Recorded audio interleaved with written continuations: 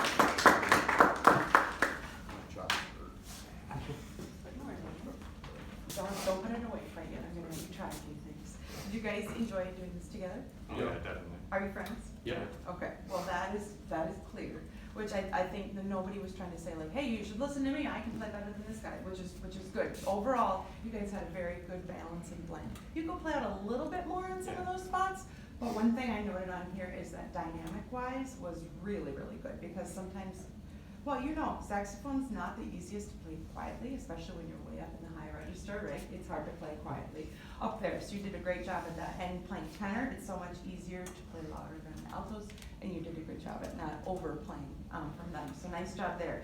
Okay, you said in the beginning that some of your issues were that you would kind of get faster, faster, faster. Yeah. So you recognize that. So who do you think would be the best player, like just at the very beginning of this piece, if we look at letter A, who's going to be the person that's going to set the beat maybe the easiest? Yeah, exactly, right. So first of all, I would maybe say, because you know that was you were exactly right, and you guys seem to agree with him, I would maybe pull you just a little bit so you can see each other a tiny bit more. Pull you this way. And who counted it? You counted it off, right? I want you to try counting it off instead. And then but I want us to start at A. Okay, or the other thing is you might not even have to. You can count it off or don't count it at all. Just give him a da da da da da da da da. And then while he's doing that, I want you guys to be thinking like you're establishing that little inside, you're internalizing the beat a little bit. So I want you to see if you can kind of think of how fast you want it to go. And give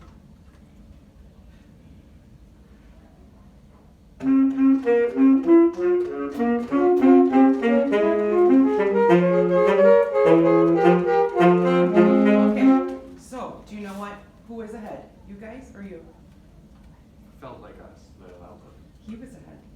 So, and he started it, so you gotta follow him. So when he's going do do do do do do do do do, and you probably have in your mind a tempo from earlier or whatever. So whatever he picks, he gets to be the boss. That means even if he's wrong, you have to be wrong with him. Okay, and I wasn't saying that you were wrong, but because he led this, you have to follow him. So we'll try that again. Do the exact same thing, but can you give a little bit more of a do do do? So you give them a little bit of a prep, like, okay, this is the beat that we're gonna have.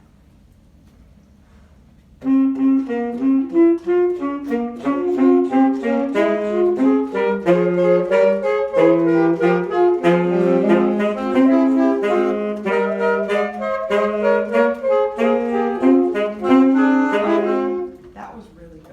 Yeah, you really locked it in place together. And I also felt like you were kind of being a little bit more of that marked feel, da, da, da, and I could feel the beat even stronger that way.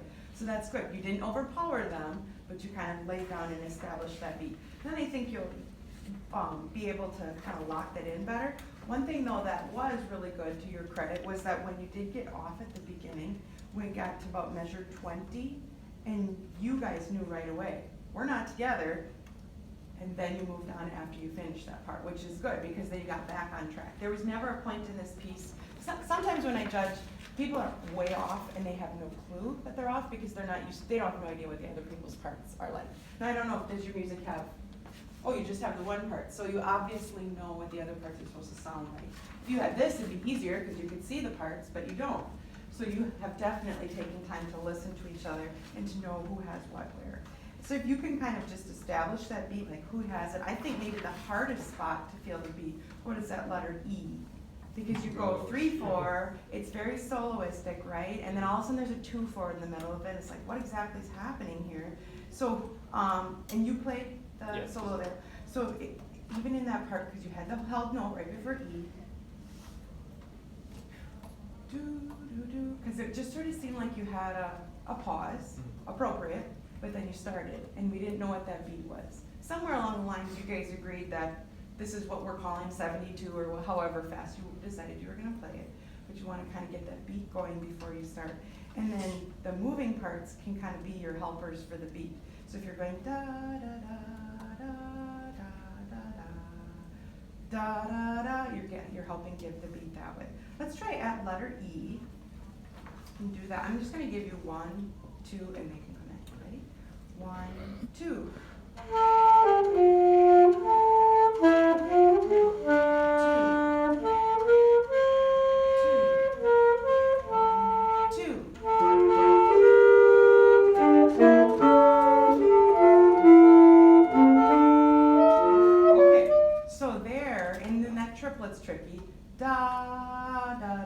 da, but you kind of establish the beat a little bit more. And you actually rush just a little bit to get to that high, and maybe you're like, oh great, here comes a D, here comes an E, like, it's a little bit hard to play way up there, especially in tune.